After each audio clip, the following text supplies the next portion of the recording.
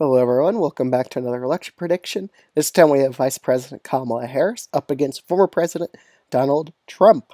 So, with this prediction, again, I haven't done a Kamala Harris prediction in quite a long time. So, I figured may as well update it with the new polls that have came out recently of this matchup. So, if you aren't subscribed to the channel already, I would highly recommend doing so. I'm trying to hit 1,000 subscribers for the end of 2023, and I think that's totally possible. So, I'd greatly appreciate you subscribe if you aren't already. And let's just get right into it as I keep filling in these safe blue and safe red states. So again, Harris typically lags behind Biden in the favorability polls by like 2 to 3 points on average, and she typically does perform worse than against Donald Trump than Biden does by quite a bit, like 2 to 3 points in the polling. So again, it's probably going to do worse in most swing states. Again, I do think there's really not much he can do as a vice president to improve that rating. So I do think she's in a bit of a pickle with that regard because VP is typically a job that doesn't have a lot of power. So her negative perception of herself is just definitely gonna it's hard to get rid of. But she's definitely underperforming with independent voters, just pretty much across the board when compared with Biden. But let's get right into this prediction. So the first few states, I think we should start with the safe blue one. So Colorado, obviously, it's going to be a safe blue state. Anything else here? No. Colorado is the only safe blue state in this prediction that is a former swing state. So Alaska, again, is a very rural state, and I do think Harris would perform worse in the rural areas than Biden would. I think it's a safe Republican state. Iowa and Ohio, I just think her appeal in the Rust Belt, especially if populist voters, won't be super strong as it was with Biden. I think she loses both Iowa and Ohio by just safe Republican margins. And Nebraska's second, she also underperforms, but still carries the district by a lean blue margin. In Florida and Texas, I just see Florida as a likely Republican state. It's pretty much becoming the Republican version of New York, so it's not really terrible for Democrats to lose it by a likely Republican margin at this point. I think Trump probably wins here by about 8 points against Harris. And in Texas, I think Harris definitely performs worse than Biden here. Trump wins it by a likely Republican margin. Okay, in Maine and New Hampshire, I would have Maine second as a safe Republican margin here. I don't think she would do well in this rural district.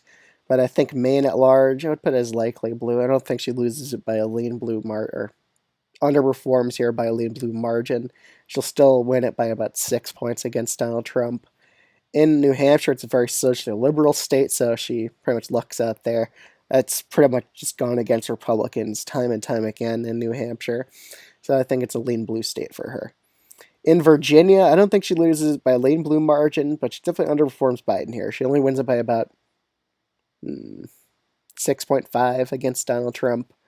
Same with New Mexico. I still think. I think it'll be about a 4.5%. I think she does a bit worse in New Mexico when compared with Virginia.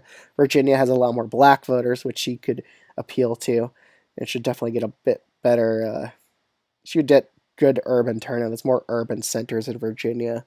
With New Mexico, I definitely think she'd do a bit worse with Latino voters than Joe Biden. She does not have that incumbency advantage that Biden has. That's the main reason. Okay. So North Carolina and Georgia, even though she would do well with black voters, independents would definitely go for Trump more so. And I definitely just think overall she's less popular with independent voters in both these states, and you really need independents to win in both of them.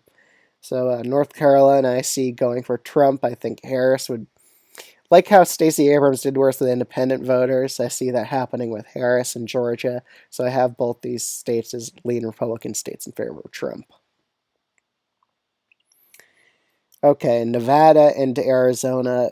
These are both tilt blue states with Biden v. Trump and with Trump as the candidate here.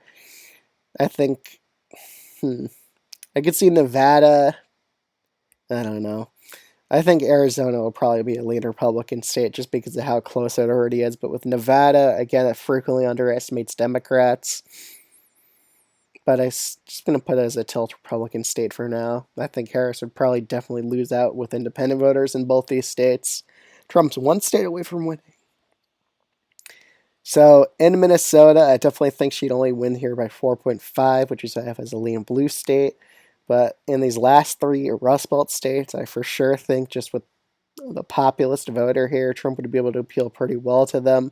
And with better margins among independents, I think Trump probably wins in Wisconsin, Pennsylvania, and Michigan, just winning all three like he did in 2016 and even managing to flip Nevada by a narrow margin against Kamala Harris just because of her lower approval rating overall than Joe Biden, her worse margins with independents, and I do think she has a relative lack of populist appeal, especially in the Rust Belt states, which you need some populist appeal to win here.